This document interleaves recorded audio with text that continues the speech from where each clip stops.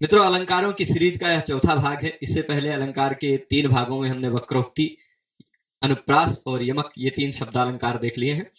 UGC net, JRF और assistant professor की तथा अन्य कई जगहों के पाठ्यक्रम में समाविष्ट शब्दालंकारों में से अंतिम अलंकार यही है। यद्यपि मम्मट ने काव्य प्रकाश में 6 शब्दालंकार बताए हैं, इसके सिवाय 2 भी हैं।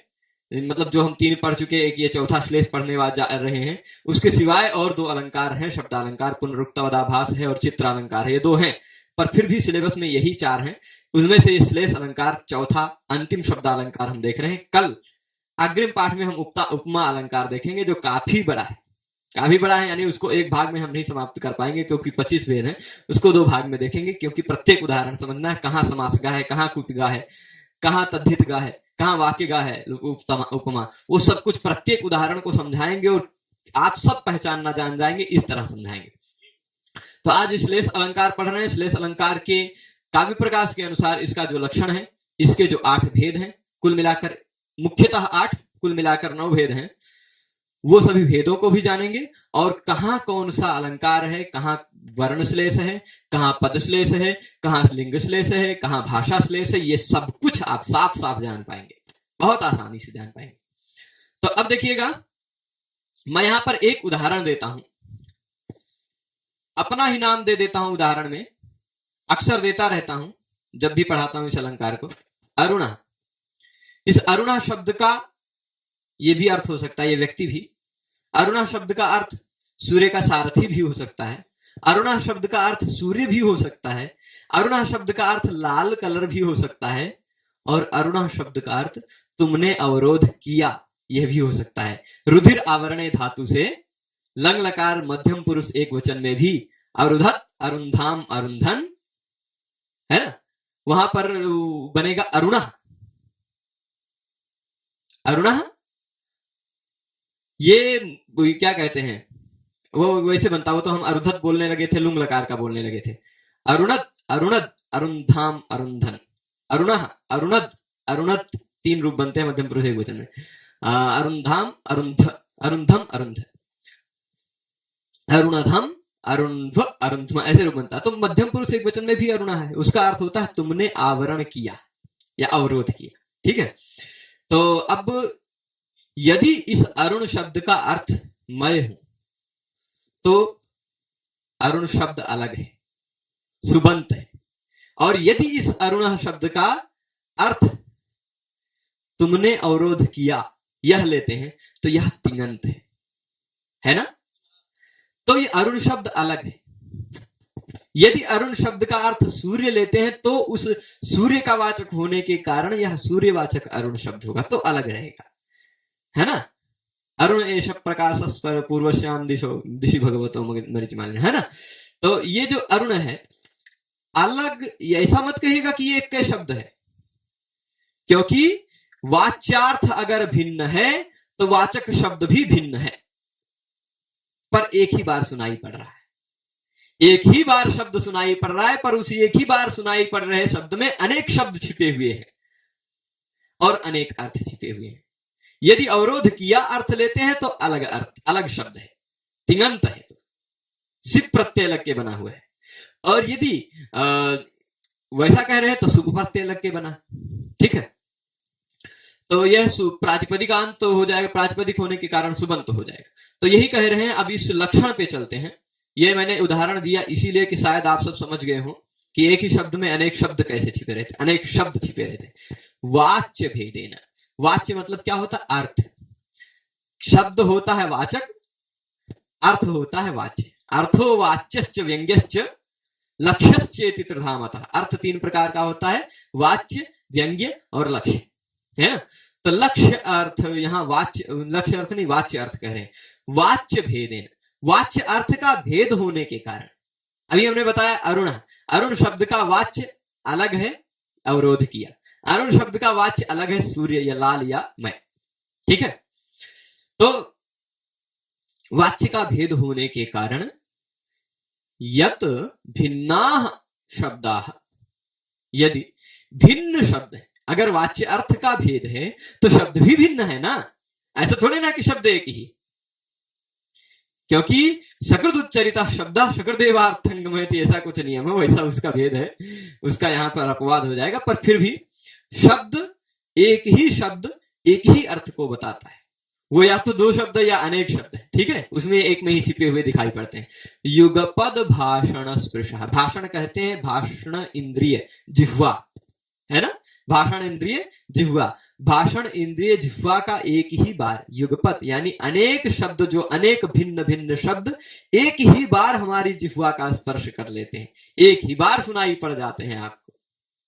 अरुणा एक ही बार सुनाई पड़ा, पर अनेक अर्थ को छिपाए हुए था, अनेक शब्द उसमें थे, पर सुनाई कितने बड़ा पड़ा, एक ही बार। युगपत यानी एक साथ ही सुनाई पड़ा, भाषण इंद्रिय को स्पर्श कर किया।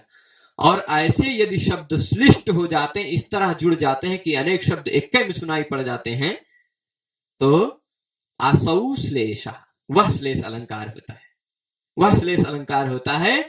और वह श्लेष अलंकार अक्षरादिभिहि, अक्षरादिभि, अक्षर यानी वर्ण, अक्षर का मतलब क्या होता है, वर्ण।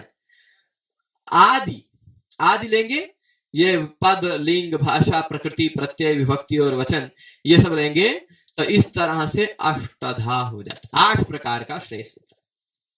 श्लेष के मुख्यतः प्रकार 8, वो से मुख्यतः 2 होते हैं, भंग और अभंग। पर जो भंग वाला होता है, तोड़ के बनाया जाता है, कुछ भंगिमाएं की जाती हैं, वह 8 प्रकार का है। अभंग वाला भी भंग नहीं होता तो उसमें प्रकार नहीं है, ठीक है। तो अभंग को ले लेंगे 1 और 9 हो जाएंगे, पर भंग वाले केवल 8 हैं। अक्षर इत्यादि प्रकार से 8 प्रकार का यह श्लेष हो जाएगा, ठीक है, क्लियर है। तो अब देखिएगा, फिर से मैं एक बार इस सूत्र, इस जो कारिका है काव्य प्रकाश की, इसका अर्थ बता देता हूं। वाच्य अर्थ का भेद होने के कारण जो भिन्न शब्द एक ही बार एक ही साथ भाषण इंद्रिय का स्पर्श करते हैं, जिह्वा पर आते हैं या हमारे श्रवण पथ पर आते हैं, ऐसे शब्द यदि श्लिष्ट यानी जुड़ जाते हैं तो वह श्लेष अलंकार होता है। और वह श्लेष अलंकार अक्षर इत्यादि प्रकार से 8 प्रकार का होता है। ये हुआ इसका सारांश। अब इसको देख लीजिए, कुल यहां हमने भेद भी लिख दिया। श्लेष के 8 भेद होते हैं, वर्ण श्लेष, पद श्लेष, लिंग श्लेष, भाषा श्लेष, प्रकृति श्लेष, प्रत्यय श्लेष, विभक्ति श्लेष और वचन श्लेष, ठीक है। ये आपको हो सकता है कि नाम सीरियल से न याद रहे, चलेगा, पर नाम सब याद होना चाहिए ना, क्योंकि ये भाषा के अंश है। वर्ण भी सबसे छोटी इकाई होती है, वर्णों को मिला के पद बनता है, पद का हो गया। अब पद में कोई ना कोई लिंग रहता है, पुल्लिंग, स्त्रीलिंग या नपुंसक लिंग, तो लिंग का भी श्लेष हो सकता है। अब वो शब्द किसी ना किसी भाषा में रहती है, भाषा का भी श्लेष हो सकता है। अब उस शब्द में कोई ना कोई प्रकृति होती है, कोई धातु या प्रातिपदिक, उस शब्द में कोई ना कोई प्रत्यय लगा हुआ होता है ना, और कोई ना कोई विभक्ति होती है, कभी कभी तिंग विभक्ति और सुप विभक्ति, जैसे अरुणा कहा वो विभक्ति श्लेष का उदाहरण है। सुप विभक्ति अलग है, तिंग विभक्ति अलग है, विभक्ति। और कभी कभी वचन का श्लेष होता है, कोई ना कोई वचन होता है, एक वचन, द्विवचन, बहुवचन, ठीक है। तो इस तरह से 8 प्रकार के श्लेष हो जाएंगे। सबसे पहला कौन सा है, वर्ण श्लेष। वर्ण श्लेष का और पद श्लेष का उदाहरण देखेंगे, मजा आएगा, हर एक उदाहरण का अर्थ समझाएंगे। ये क्या है देखेंगे, अलंकार शंका कर नर कपालम परिजनो विशीर्णांगो भृंगी वसुच वृषये को वहुवया अवस्थेयं स्थाणोरपि भवति सर्वामर गुरोर विधौ वक्रे मूर्ध्नि स्थितवति वयं के पुनरमी। इस पूरे श्लोक में आपको सब कुछ दुबले पतले दिख रहे होंगे, लेकिन हमने जानबूझ के इस एक शब्द को मोटा करके रखा है। यानी पूरे श्लोक में कहीं श्लेष नहीं, खाली इसी एक शब्द में। और वह शब्द में जो श्लेष है वह वर्ण का श्लेष है। कैसे है वो घटाऊंगा, पर उससे पहले पूरे श्लोक का तात्पर्यार्थ में बता देता हूं, संक्षेप में बता देता हूं। यहां पर किसी ने भगवान शिव का वर्णन किया है। किसका वर्णन किया है, भगवान शिव का। भगवान शिव का अलंकार क्या है, कैसा गहना धारण करते हैं शिव जी, सोने चांदी का कि हीरे का कि क्या, नहीं, शंका कहते हैं भय, ठीक, शंका कर मतलब भयंकर, ठीक। कैसा है उनका अलंकार? भयंकर नर कपाल। आदमियों के मुंड को ऐसे गले में टांग के रखते हैं, है ना? तो शंका कर नर कपाल जिनका अलंकार है। बेचारे के पास, शिव जी के पास पहनने को कुछ बचा ही नहीं, है ना? कैसी दुर्दशा होगी। शिव जी की दुर्दशा का वर्णन कर रहे हैं। मतलब वैसी दुर्दशा नहीं, वो उनकी रुचि है, वैसा अपमान नहीं करना चाहिए। पर कवि है, कभी कुछ भी सोच सकता है। यथास्मयी रोचते विश्वम तथेदम परिवर्तते।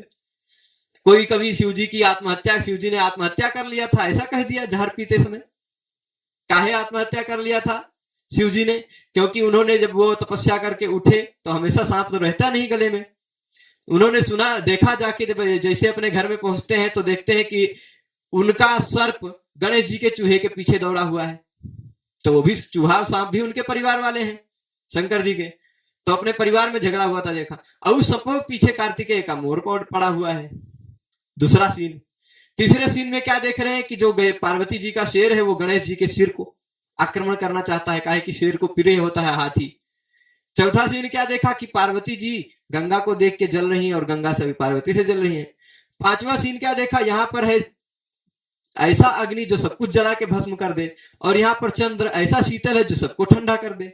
ये दोनों आपस में लड़ रहे हैं, मैं तुझे ठंडा कर दूंगा, मैं तुझे भस्म कर दूंगा। इतना सारा परिवार का झगड़ा देखा जब शिव जी ने, तो निर्विण्ण सपको कुटुंब कहलाहात ईशो पिहाला हल।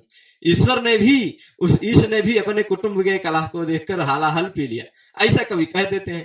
तो वो कवि की बात है। यहाँ कवि कैसी दुर्दशा बता रहे हैं शिव जी की, कि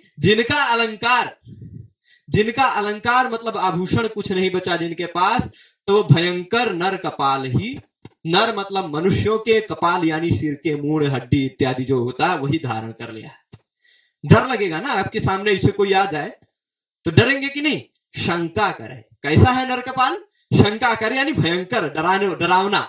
अच्छा चलिए, एक वाक्य पूरा हुआ। तो उनके कुछ परिवार में भी तो कुछ लोग होंगे कि नहीं होंगे, खिलाते पिलाते होंगे कि नहीं होंगे, ये भी तो देखना है कैसी दुर्दशा होगी। तो परिजन के रूप में उनके पास केवल, परिजन मतलब नौकर चाकर, केवल एक विशीर्णांग मतलब विकलांग, आजकल की भाषा में जिसको परिभाषित कर दिया गया है दिव्यांग, ठीक है। विशीर्णांग मतलब जिसके अंग विशीर्ण हो चुके हैं, बेचारा बूढ़ा बहुत विकलांग है, ऐसा विकलांग भृंगी ही एकमात्र परिजन बचा है, नौकर बचा है। दुर्दशा देखते जाइए। अब धन कितना बचा है उनके पास? वसु मतलब धन कितना बचा?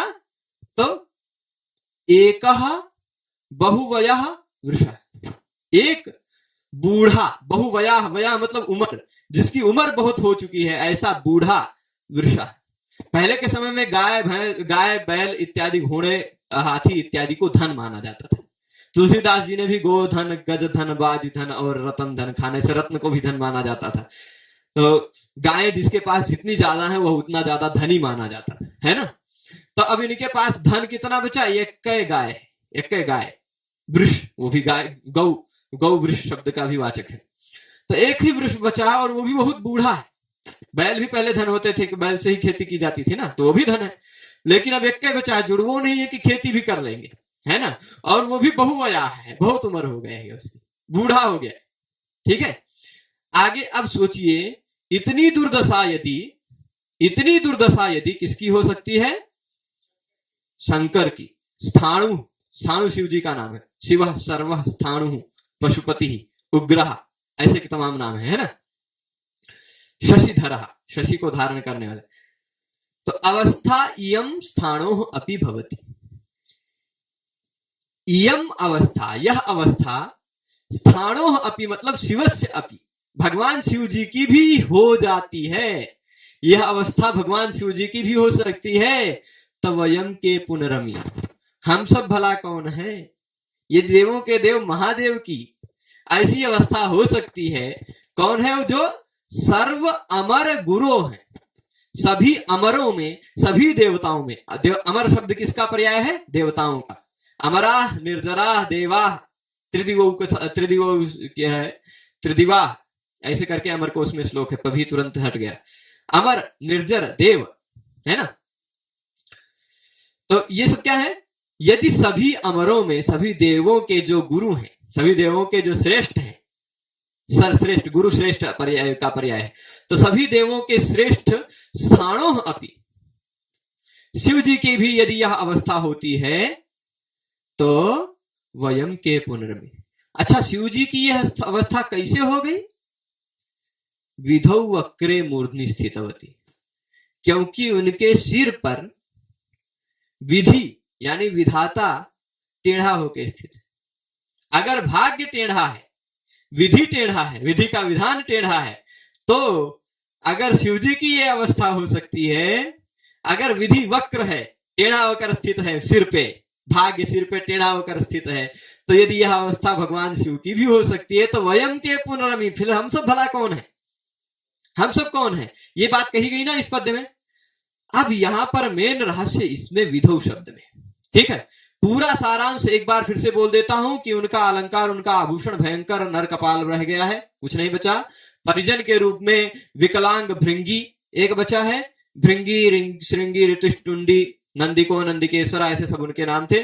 और धन के रूप में एक बूढ़ा बैल बचा है। यदि ऐसी दुर्दशा, यदि ऐसी अवस्था स्थाणु भगवान शिव जी की भी होती है, जो सभी देवताओं में गुरु है, सभी देवताओं में श्रेष्ठ हैं, तो अगर विधाता के वक्र होकर सिर पर स्थित रहने के कारण यदि उनकी ऐसी दुर्दशा हो सकती है, तो वयम के पुनरमी, अमी वयम के, ये हम सब भला कौन है? ठीक, ये तात्पर्य हुआ। पर अब मेन शब्द जो जिसमें हम श्रेष्ठ हम बताना चाह रहे हैं उसको लेते हैं। अच्छा, आप सबने, मैं यहां पर थोड़ा सा जूम करके नहीं, ऐसे ही लिख देता हूं। इस शब्द का रूप देखा है क्या? सप्तमी एक वचन का, सप्तमी एक वचन में क्या बनता है? हरव, है ना। और भानु शब्द है यदि, तो भानव, ठीक। यानी अंत में ई हो चाहे ऊ हो, सप्तमी एक वचन में औ हो जाता है। अच्छ घेह नियम लग जाता है। हमने लघु सिद्धांत कौमुदी के 63वें भाग में इसको बताया है नियम को, हरि शब्द की सिद्धि में। तो भानव, हरव, वही यहां विधौ में दो चीज छिपी हुई है। क्या छिपी हुई है? एक विधि और एक विधु। विधि शब्द का भी सप्तमी एक वचन विधौ है, विधु शब्द का भी सप्तमी एक वचन विधौ है। कोई दिक्कत? तो अब इसमें किसका अंतर है? ऐसा है कि शिव जी के सिर पर विधाता भी वक्र होकर स्थित हैं और चंद्र भी, विधु भी, चंद्र भी वक्र होकर स्थित है। दोनों अर्थ है कि नहीं?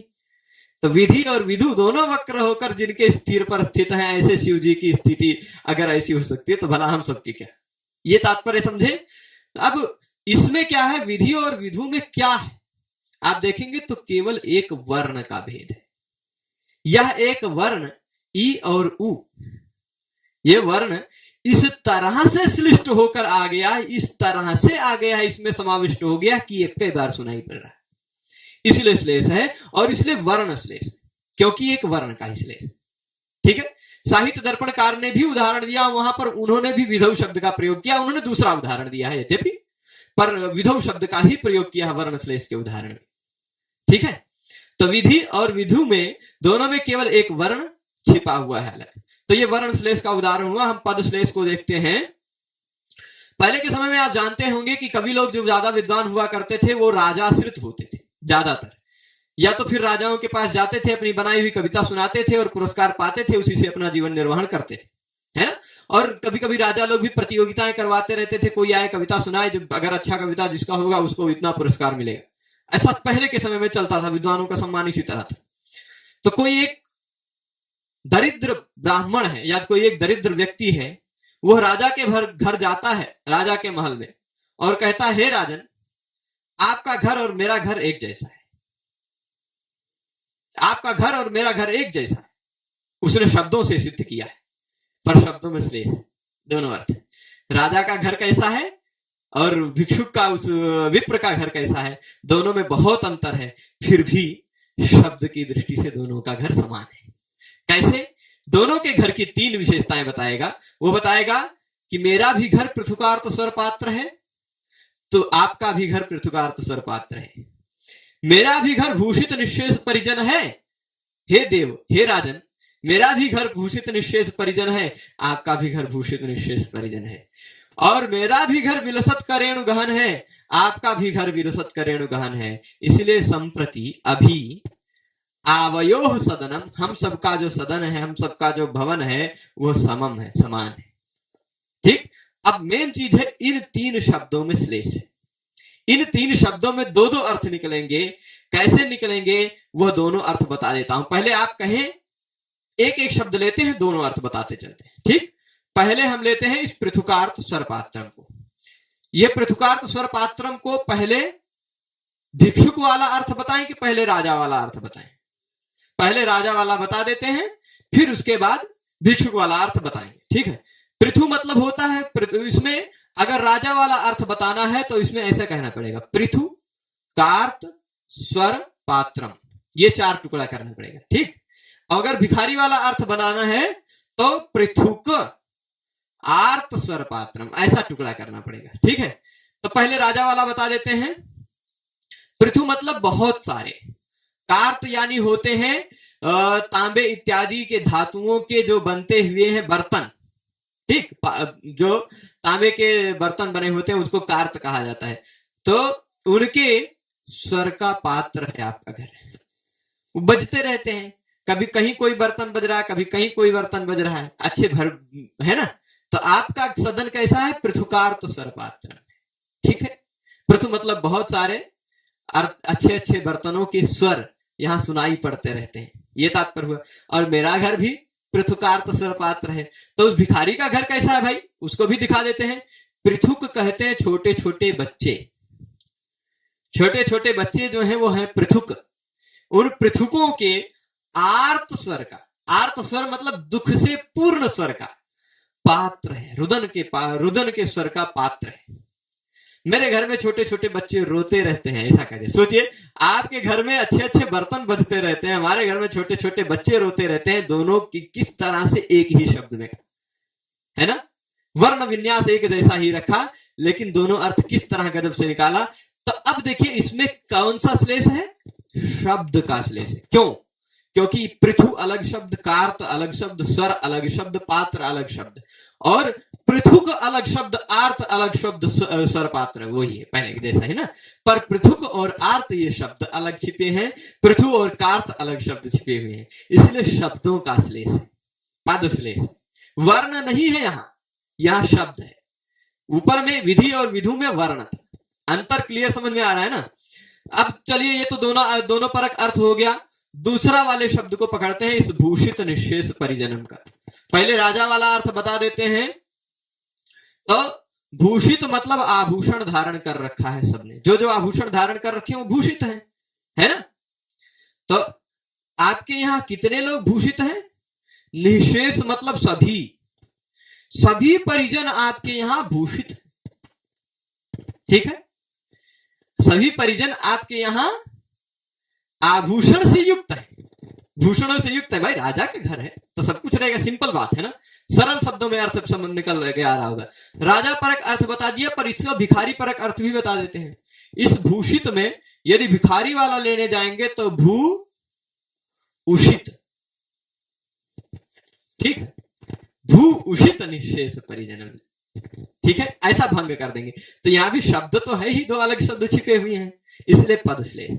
भू उषित, हमारे निःशेष परिजन, हमारे सभी परिवार के लोग कहां रहते हैं? भू यानी जमीन पर निवास करते हैं, जमीनी अफ्स होते हैं।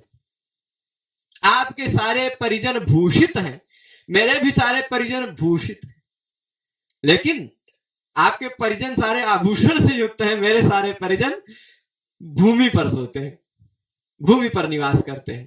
ठीक है। शब्द में देखिए कितना गजब चातुर्य भरा है इस कवि ने।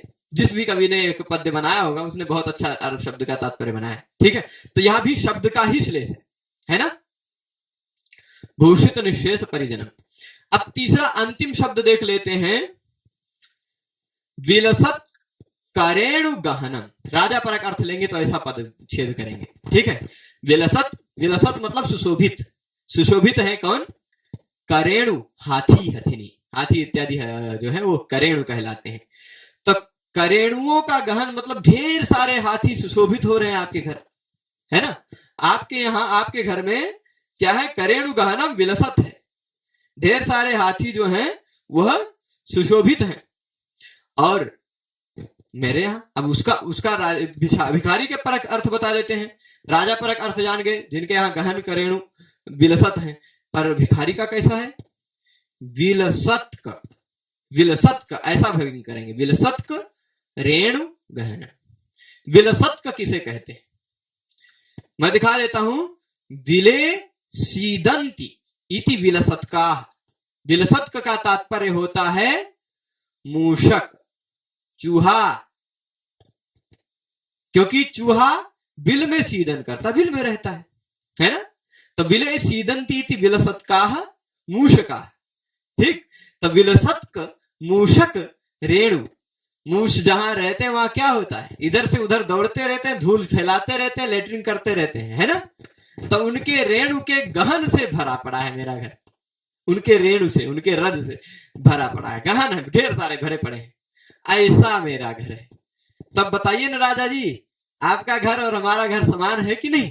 वैसे तो समान नहीं है, वो तो भीख मांगने आया, वो बता रहा है कि अपनी दुर्दशा भी बता रहा है, लेकिन शब्द की दृष्टि से आपका घर और मेरा घर समान है, ठीक है। फिर से एक बार इसका सारांश कि आपका घर अच्छे अच्छे बर्तनों के पात्रों के स्वर का पात्र हुआ करता है, मेरा घर छोटे छोटे बच्चों के रोने के स्वर के पात्र हुआ करता है। आपके घर में सारे परिजन लोग भूषित हैं, आभूषण धारण करके रखे हैं, मेरे घर में सारे परिजन भूषित हैं, जमीन पर सोते हैं, जमीन पर वो निवास करते हैं। आपके घर में सारे हाथी, बहुत सारे ढेर सारे हाथी सुशोभित हैं, मेरे घर में बिलसत का चूहे की रेणु का गहन भरा पड़ा है, ठीक है। तो संप्रति सममावयोः सदनम, यहां पर आप देख लीजिए अलग अलग शब्दों का श्लेष है, वर्ण का नहीं, इसलिए यह क्या हो जाएगा, पद श्लेष, दूसरे प्रकार का श्लेष का उदाहरण। अब यह एक उदाहरण, जो तीसरा उदाहरण आ रहा है, यह दो प्रकार के श्लेष का उदाहरण है।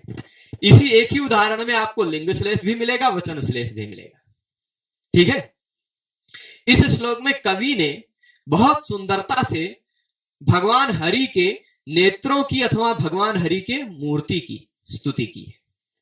तनु मतलब शरीर, भगवान विष्णु का तनु, मूर्ति या शरीर, वो कैसी है, तनु स्त्रीलिंग शब्द है, ठीक। तनु कैसा है, स्त्रीलिंग शब्द है। तन्वी तवेयम तनु, है ना। काव्य प्रकाश में उत्तम काव्य के उदाहरण में है ना, पुलकिता तन्वी तव इयम तनु, इयम तनु कहा है ना, अयम तो नहीं कहा ना। तो तनु शब्द कैसा है, स्त्रीलिंग है, एक वचन है ना। और नेत्रे कितने होते हैं, नेत्र, नेत्र शब्द कैसा है, पुल्लिंग की, स्त्रीलिंग की, नपुंसक लिंग। नेत्रम, नेत्रे, नेत्राणि, नेत्रे नपुंसक लिंग है और द्विवचन है। अब यहां इन्होंने भगवान हरि के दोनों नेत्रों की और भगवान हरि के अथवा, वाह मतलब अथवा, भगवान हरि के तनु की स्तुति की है, ठीक है। अब तनु तो भाई स्त्रीलिंग है, एक वचन है, और नेत्र है नपुंसक लिंग, द्विवचन है। इस श्लोक में जितने शब्दों को मैंने बोल्ड करके हाईलाइट करके रखा है, वो सारे शब्द ऐसे हैं जो स्त्रीलिंग भी है और नपुंसक लिंग भी है। यदि स्त्रीलिंग है तो तनु के विशेषण है एक वचन में, यदि नपुंसक लिंग है तो नेत्र के विशेषण है और द्विवचन है। तो इतने सारे शब्द द्विवचन भी है और एक वचन भी है, यानी वचन का श्लेष है। इतने सारे शब्द स्त्रीलिंग में भी है, पुल्लिंग में भी है, नपुंसक लिंग में भी है, इसलिए लिंग का भी श्लेष है, ठीक है। अर्थ समझाते हैं, पहले स्त्रीलिंग समझाए कि नपुंसक लिंग समझाए, पहले स्त्रीलिंग देख लेते हैं। नहीं, पहले यहां नेत्रे कहा है तो पहले नेत्र वाला नपुंसक लिंग वाला देख लेते हैं, बाद में तनु को देखेंगे। आप नपुंसक लिंग शब्दों का इकारांत उकारांत शब्दों के रूप देखेंगे, वारी वारिणी वारिणी, मधु मधुनी मधुनी, है ना। तो मधु मधुनी मधुनी, वैसे प्रणयिनी, है ना, वारी वारिणी, तो वैसे ही प्रणयी प्रणयिनी प्रणयिनी, ऐसा चलेगा ना। तो ये प्रणयिनी क्या है, द्विवचन है, नपुंसक लिंग। कैसे, भक्ति प्रह्व विलोकन प्रणयिनी। भक्ति मतलब होता है, जानते ही भक्ति, ज्ञान वैराग्य की माता या भजन जो करते हैं, भक्ति जिसके श्रद्धा एक प्रकार से कह सकते हैं। तो भक्ति से जो प्रह्व है यानी विनम्र हो चुके हैं, भक्ति जिसमें होती है वो खुद विनम्र हो जाते हैं। वो आनम्र हो जाते हैं, है ना।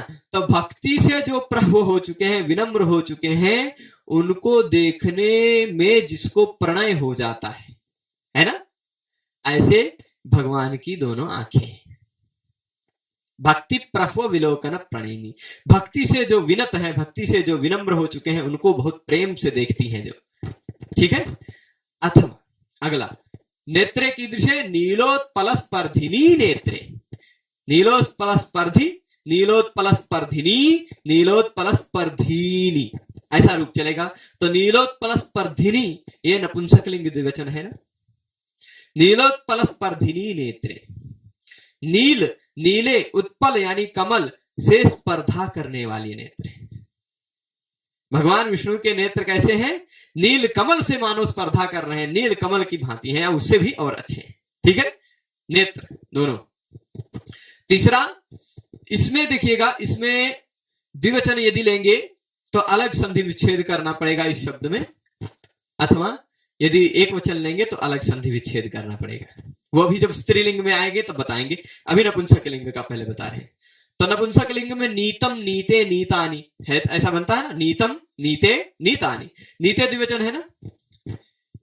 कुत्र नीते? हित प्राप्तये ध्यानालंबनताम नीते। किनके द्वारा नीते? समाधि निरतई, जो समाधि में निरत है, समाधि में तत्पर है, ऐसे समाधि तत्पर ऋषियों मुनियों के द्वारा जो ध्यान का आलंबन, ध्यान का आश्रय बनाई जाती है, ध्यान की आलंबनता को प्राप्त कराई जाती है। किस लिए? हित की प्राप्ति के लिए समाधि में निरत लोगों के द्वारा जो ध्यान के आलंबनता को प्राप्त कराई जाती है, यानी ध्यान का आलंबन, ध्यान का आश्रय बन जाती है। जब वो लोग नेत्र बंद करके ध्यान करने बैठते हैं तो हरि के नेत्रों को अपने आंखों से बंद देखते हैं, बंद आंखों से, है ना। तो उनके ध्यान का आलंबन, उनके ध्यान का आश्रय क्या बन गया? हरि के नेत्र बन गए, ठीक है। ध्यानालंबनताम समाधि निरतई नीते, किसलिए? हित प्राप्त है, ये होगी, हो जाएगी। इसके बाद अगले शब्द पे आते हैं, लावण्यस्य महानिधि। महानिधि शब्द में अलग शब्द है। महानिधि शब्द पुल्लिंग भी है और नहीं, महानिधि शब्द हमेशा पुल्लिंग में ही प्रयुक्त होता है, ठीक है। नि उपसर्ग से युक्त, मैं बता दूं तो नि उपसर्ग से युक्त है, धा धातु है, धा धातु की घु संज्ञा होती है, उपसर्गे घोह की, इस सूत्र से की प्रत्यय होता है, और की प्रत्यय लगकर जो शब्द बनता है वो हमेशा पुल्लिंग में ही प्रयुक्त होता है, ठीक। तो ये दोनों परिस्थितियों में पुल्लिंग में ही रहेगा ये शब्द, ना तो स्त्रीलिंग ना तो नपुंसकलिंग, पर दोनों का विशेषण है। ये है महानिधि ही है, क्या है? महानिधि ही रहेगा, पर संधि के कारण महानिधि को महानिधि बन जाएगा। कैसे? हरि रम्य, हरि रम्य, आपने संधि करके देखा होगा, हरि रम्य बन जाता है। वो पहले दो दो र एक साथ आते हो, जैसे मैं यहां दिखा देता हूं, संधि करके महानिधिर ऐसा बनेगा, विसर्ग से पहले र रहेगा, विसर्ग होने से पहले र रहता है, उसके तुरंत बाद क्या है? रसिकताम है, ठीक, तुरंत बाद रसिकताम है। तो यह दो र एक साथ आते हो तो रोरी सूत्र से इस पहले वाले र का लोप हो जाता है, और जहां कहीं भी र का लोप हुआ रहता है वहां ढलोपे पूर्व से दीर्घोण, इस सूत्र से पूर्व में जो अण है उसको दीर्घ हो जाएगा, महानिधि रसिकता, ठीक है। तो एक वचन ही है, पुल्लिंग है, एक वचन ही है। क्या बता रहे हैं? लावण्यस्य महानिधि नेत्रे। कौन से नेत्र है वो? लावण्य के, लावण्य मतलब सुंदरता एक प्रकार की जो होती है, आकर्षकता होती है, उसकी महानिधि। कौन? नेत्र, भगवान विष्णु के नेत्र। और लक्ष्मी दृशो, लक्ष्मी दृशो मतलब लक्ष्मी की दृष्टियों में, लक्ष्मी के नेत्रों में रसिकताम तन्वती, लक्ष्मी के नेत्रों में जो नेत्र रसिकता को उत्पन्न करते रहते हैं, मतलब लक्ष्मी के नेत्र जिनके नेत्रों को देखने के कारण या जिन नेत्रों को देखने के कारण रसिक हो जाते हैं, है ना। तो लक्ष्मी दृशो रसिकताम तन्वती नेत्रे, रसिकताम तन्वती नेत्रे युष्माकम भवार्ति शमनम कुरुताम। कस्य नेत्रे हरे है नेत्रे, हरि के वो नेत्र आप सबके, तुम सबके, युष्माकम मतलब तुम सबके, भवार्ति शमनम कुरुताम, भव यानी संसार रूपी आरती, दुख का शमन करें, संसार सागर के दुख में जो निमग्न है उस दुख का शमन करें। ठीक, यह तात्पर्य हुआ नेत्रों परक, यानी शिव भगवान विष्णु के दोनों नेत्र आपके भवार्ती का शमन करें। अब यहां कुरुताम द्विवचन है, नेत्रे कुरुताम, करोतु कुरुताम कुर्वंत, है ना, द्विवचन है, पर कुरुताम एक वचन भी है, क्योंकि क्री धातु आत्मनेपदी भी है, उभयपदी। करोति कुरुता कुर्वंती भी रूप बनता है, कुरुते कुर्वाते कुर्वते भी रूप बनता है ना।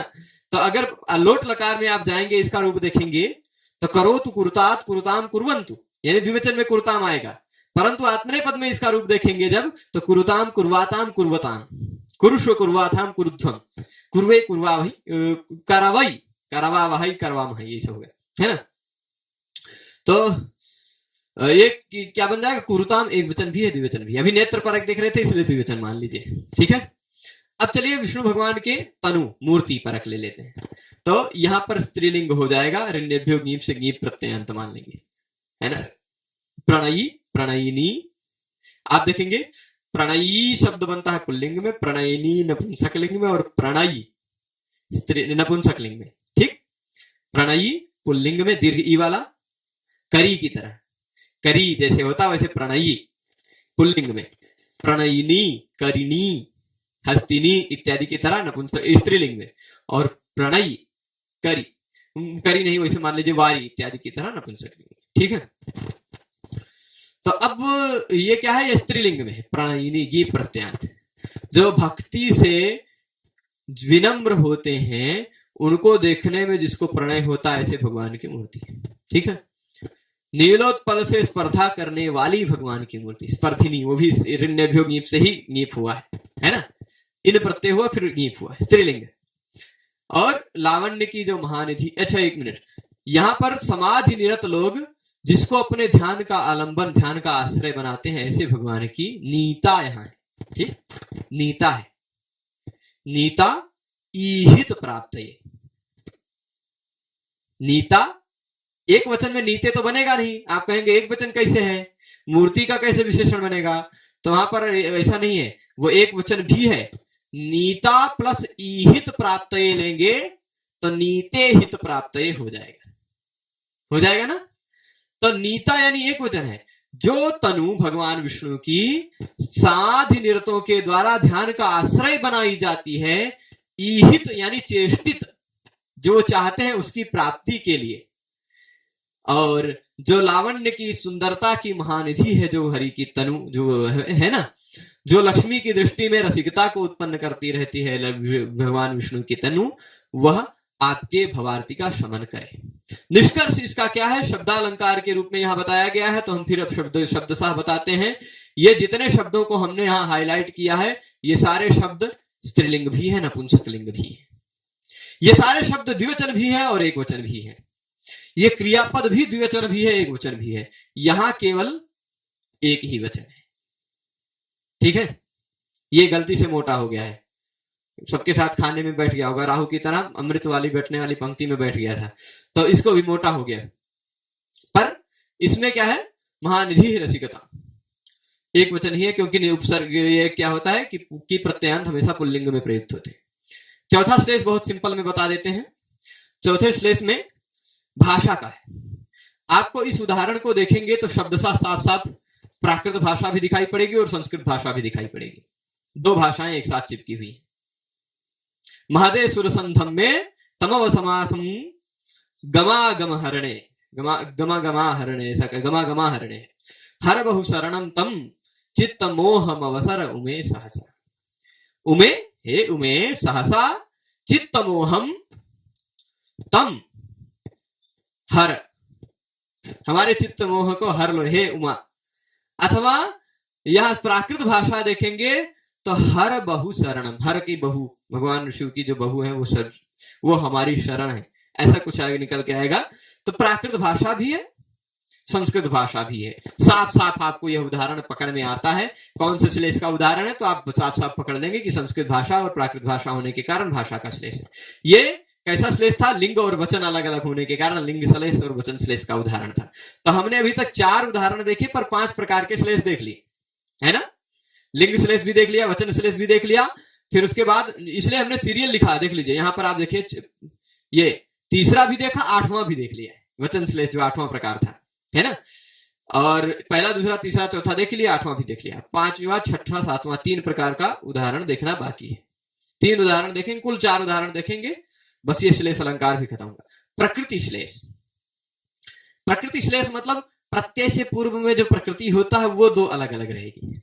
जैसे अयम सर्वाणि शास्त्राणि हृदयेषु च वक्ष्यति सामर्थ्यकृतमित्राणां मित्राणां च नृपात्मजः। अब आप इसको शब्दशः ऊपर दृष्टि से अर्थ देखने जाएंगे तो अयम मतलब यह कोई व्यक्ति है, यह कोई व्यक्ति सभी शास्त्रों को हृदय में तथा विद्वानों में वहन करेगा। ठीक, ऐसा सब सिंपल सा अर्थ निकल के आएगा।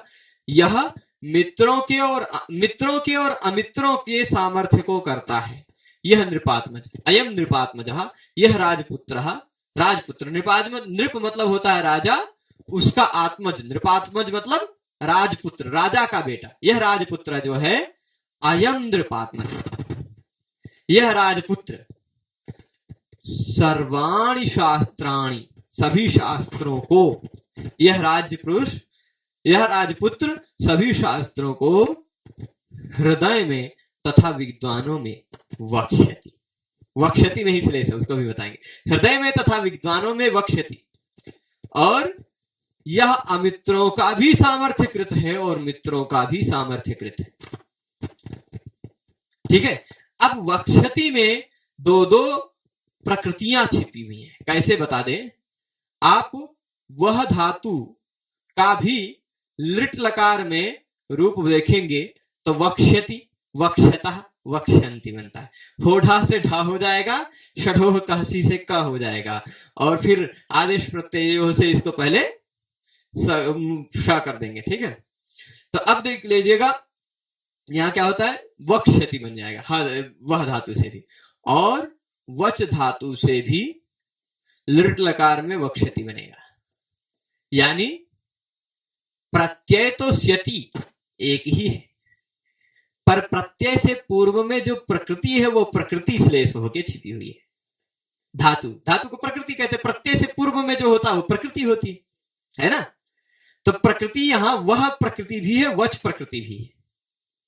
तब देखिए, हृदय वक्ष्यति मतलब हृदय में वहन करेगा सभी शास्त्रों को, हृदय में धारण करेगा सभी शास्त्रों को, वक्ष्यति का वहन करेगा, ऐसा अर्थ रहेगा।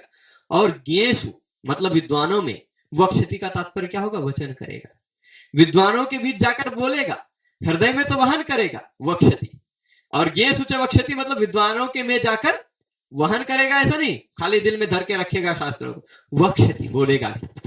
वक्ष्यति मतलब वहन करेगा, वक्ष्यति मतलब बोलेगा। कहां वहन करेगा, हृदय, कहां बोलेगा, ज्ञेषु विद्वानों के बीच में। ठीक है, तो वक्ष्यति में आपको साफ साफ दिखाई पड़ रहा होगा 2 प्रकृतियां अलग अलग छिपी हुई हैं। ठीक है, इसलिए प्रकृति श्लेष है। और इसी तरह आगे सामर्थ्यकृत शब्द को ले लेते हैं। सामर्थ्यकृत में सामर्थ्य को रहने देते हैं, कृत को लेते हैं खाली, क्योंकि यहां थोड़ी सी कम जगह है, इसमें समझा देते हैं।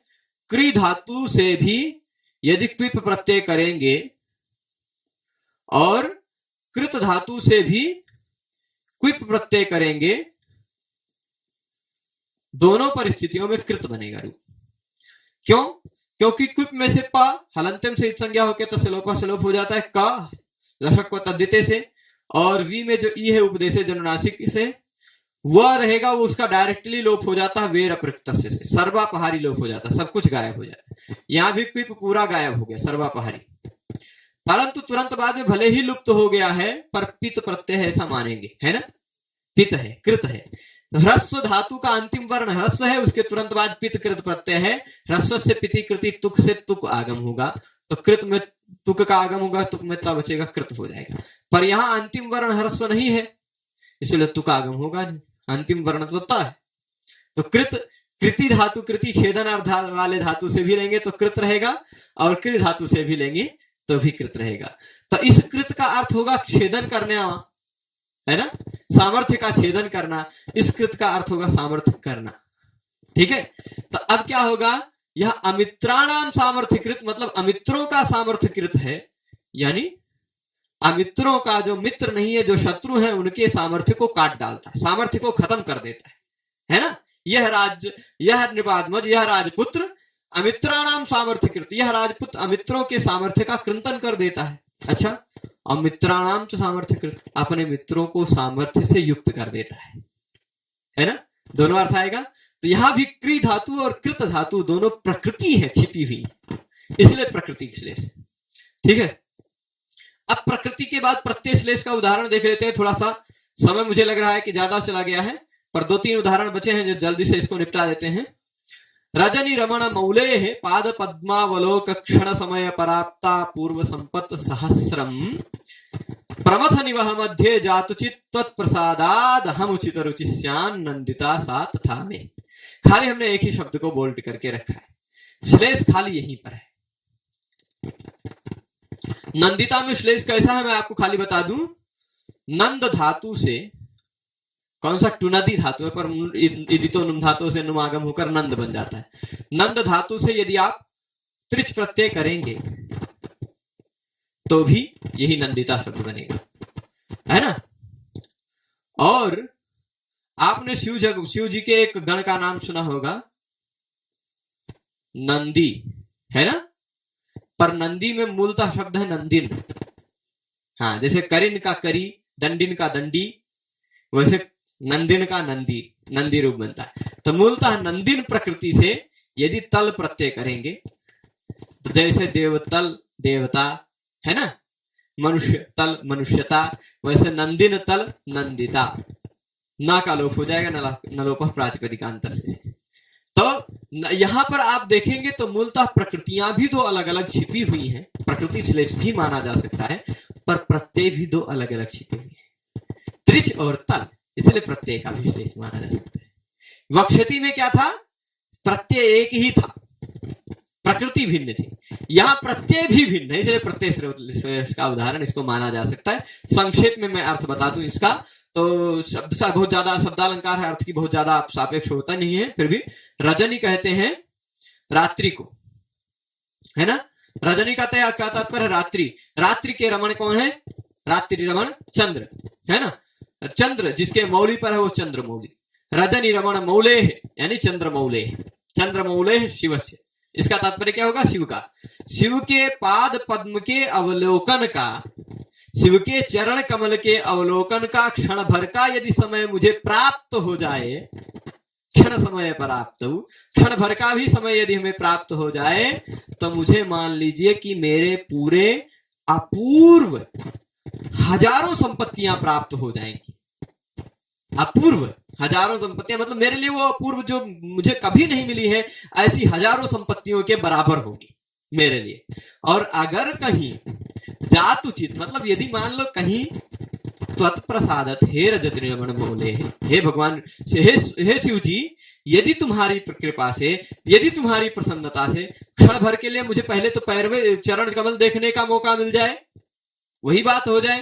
पर यदि जातुचित, तुम्हारी कृपा से, तुम्हारी प्रसन्नता से, तुम्हारे प्रसाद से प्रमथ निवह मध्य, आपके जो गण है, आपके जो प्रमथ है, उसके निवह यानी समूह के मध्य में मुझे भी जगह मिल जाए। मतलब ये तो थोड़ा एडवांस लेवल का भक्त है। पहले कह रहा है कि थोड़ा सा खाली चरण कमल देखने को मिल जाए तो मुझे अपने हजारों अपूर्व संपत्तियों के बराबर वह होगा मेरे लिए।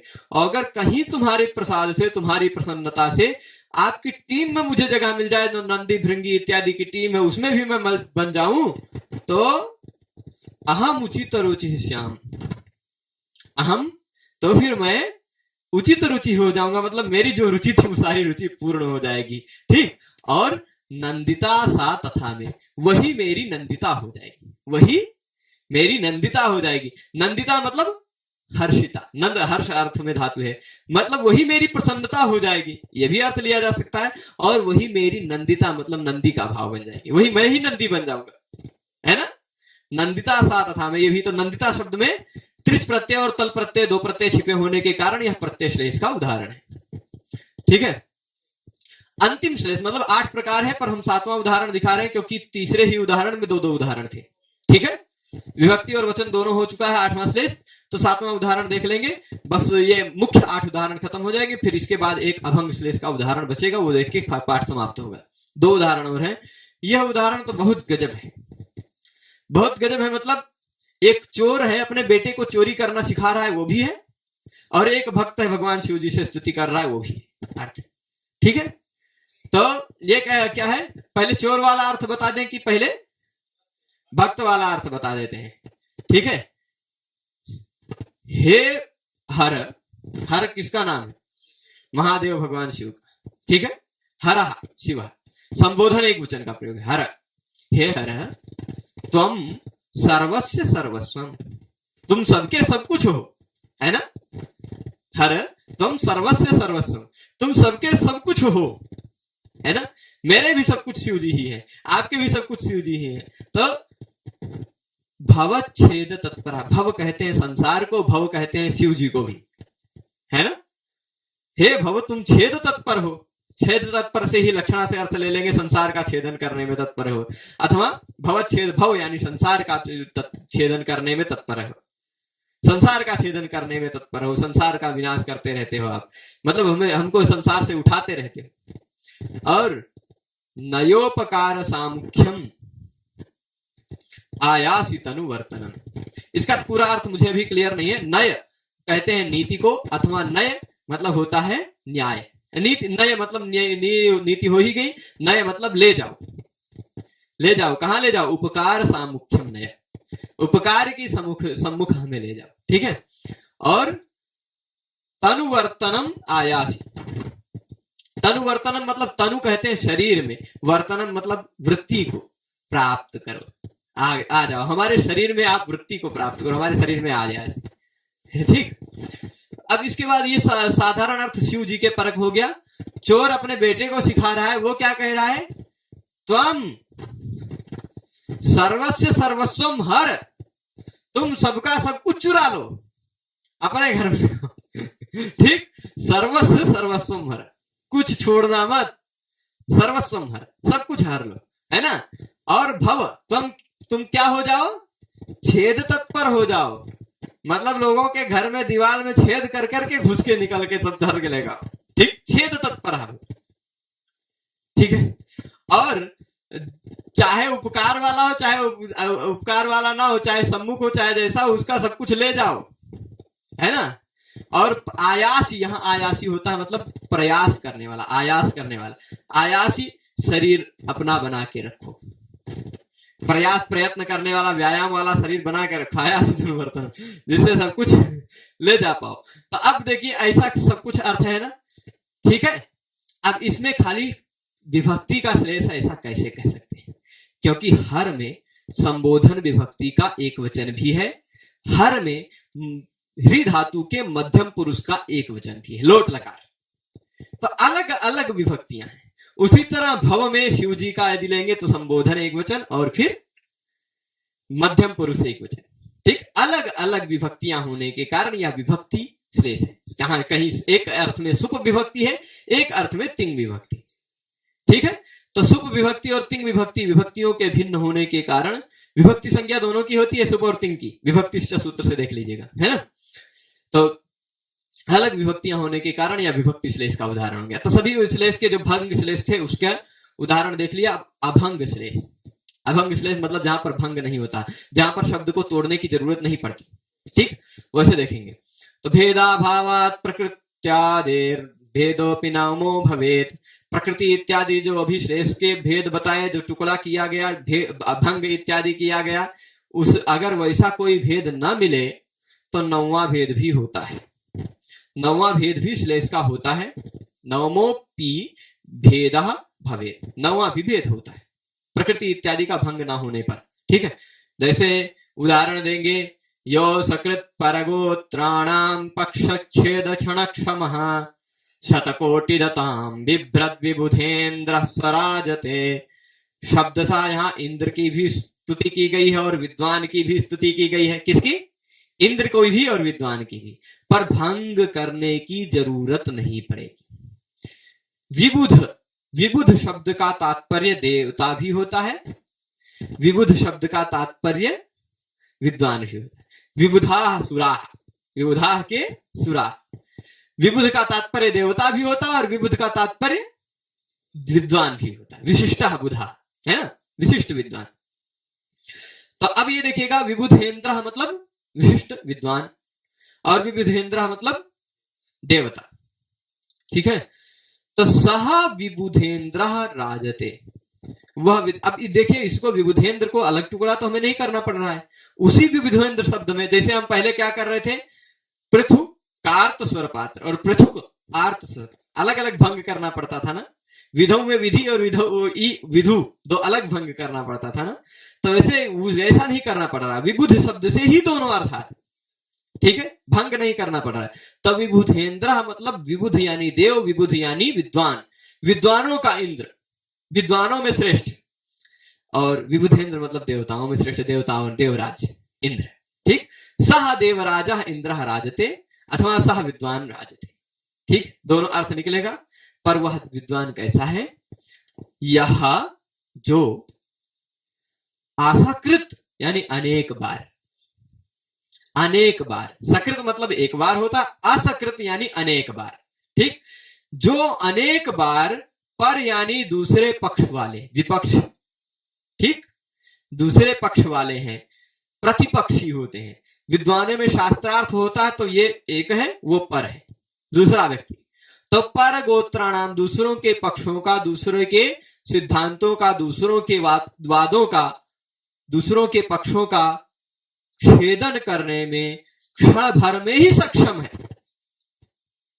दूसरों का जो पूरा अपना बोल गए पूरे सिद्धांत, उन पूरे सिद्धांत को क्षण भर में उनको खंडन करने में, उनके पक्ष का छेदन करने में सक्षम है, क्षण भर में, है ना। पक्ष छेद क्षण क्षम, ऐसा शतकोटि दताम विभ्रत, शास्त्रों में कोटियां होती हैं। एक एक वाक्य अगर न्याय शास्त्र का या वेदांत शास्त्र का पढ़ेंगे तो उस वाक्य में भी अलग अलग कोटियां होती हैं, सैकड़ों कोटियों तक शास्त्रार्थ होता है। तो ऐसे सैकड़ों कोटि को धारण करता हुआ वह विद्वान सुशोभित हो रहा है। ठीक, विद्वान परक अर्थ ले लिया। परंतु अब इसका भंग करे बिना, इसका भंग किए बिना, पर कहते हैं पर्वतों को, उनके पर्वतों के गोत्रों को, पर्वतों के पक्षों को। पर गोत्र कहते हैं पक्ष, पर्वत, पर गोत्र शब्द सीधे पर्वत ले लीजिएगा। तो पर गोत्राणाम मतलब पर्वतों के पक्ष छेद, पर्वतों के पक्षों का छेदन किया। ऐसी पौराणिक कथा मिलती है कि पहले के समय में पर्वत भी उड़ते रहते थे, कहीं भी बैठ जाते थे, तो उनके पंखों को इंद्र ने काटा था, है ना। तो पर गोत्राणाम पक्ष छेद क्षण क्षमा, पर्वतों के पक्ष का छेदन करने में क्षण भर में ही, क्यों? क्योंकि उसके पास वज्र है। ठीक, अच्छा, इंद्र के वज्र का नाम भी है शतकोटि, इंद्र के वज्र का नाम ही शतकोटि। हमारे कोर्स में इसको कंफर्म कर लीजिएगा, शतकोटि स्वरु शंभो दंभो लिरसनिर्द्वयो। शतकोटि शरु शंभ अमन्यमानान शर्वा जखान, वैदिक सूक्तों में भी शर्वा शब्द का प्रयोग किया है, इंद्र सूक्त में ही है ना। सदनास इंद्र, इंद्र सूक्त में सरु शब्द का प्रयोग है, यहाँ शतकोटि, शतकोटि, शरु, शंभ, दंभोली, असनी, ये सारे वज्र के नाम, कुलिश, भिदुर, पवि, है ना। तो शतकोटि यानी इंद्र का वज्र का नाम है शतकोटि। उस शतकोटिम ददाति इति शतकोटिदा, शतकोटि वज्र को, वज्र का शतकोटिना द्यति खंडित, दो अवखंडने धातु, यहाँ ददाति वाला नहीं है। ठीक, शतकोटिना द्यति खंडयति इति शतकोटिदा। ठीक, तो शतकोटि दताम, शतकोटि द है कौन? इंद्र। ऐसे शतकोटि दता को धारण करता हुआ विबुधेन्द्र सुशोभित है। कोई शब्द का खंड करने की आवश्यकता नहीं पड़ती विबुधेन्द्र में, इसलिए अभंग श्लेष का यह उदाहरण है। तो श्लेष में हमने देखा वाच्य भेदेन भिन्ना यदि गुपत भाषण स्पृशः श्लिष्यन्ति शब्दा श्लेषोऽसौ अक्षरादिभिरष्टधा, जहां पर वाच्यार्थ का भेद होने पर जो भिन्न भिन्न शब्द एक ही बार सुनाई पड़ जाते हैं, शब्द श्लिष्ट हो जाते हैं, वह श्लेष कहलाता है। वह अक्षर इत्यादि भेदों से 8 प्रकार का होता है, पर वह 8वां प्रकार भंग श्लेष के हैं, एक अभंग श्लेष भी होता है। भेदाभाव प्रकृत्यादिर भेदोपि नवमो भवेत्। ये सभी उदाहरणों को भी हमने देखा। हो सकता है कि एक ही बार के पाठ में आपको पूरा उदाहरण सभी आपकी बुद्धि में ना उतरे, आप नोट्स बना लीजिएगा इसके हिसाब से। इसी जितना हमने लिखा वही उतना आप अपने नोट्स में लिख लीजिएगा और उन्हीं शब्दों को हाईलाइट कर लीजिएगा। वीडियो दोबारा देख लीजिएगा, आपको पूरा का पूरा श्लेष बुद्धिस्त हो जाएगा, ऐसा मुझे पूरा विश्वास है। इस पाठ में आप सभी लोग शुरुआत से अंत तक जुड़े रहे, उसके लिए आप सभी को बहुत बहुत धन्यवाद। फिर मिलेंगे अग्रिम पाठ में उपमा अलंकार के साथ। तब तक के लिए सभी को धन्यवाद। नमस्कार।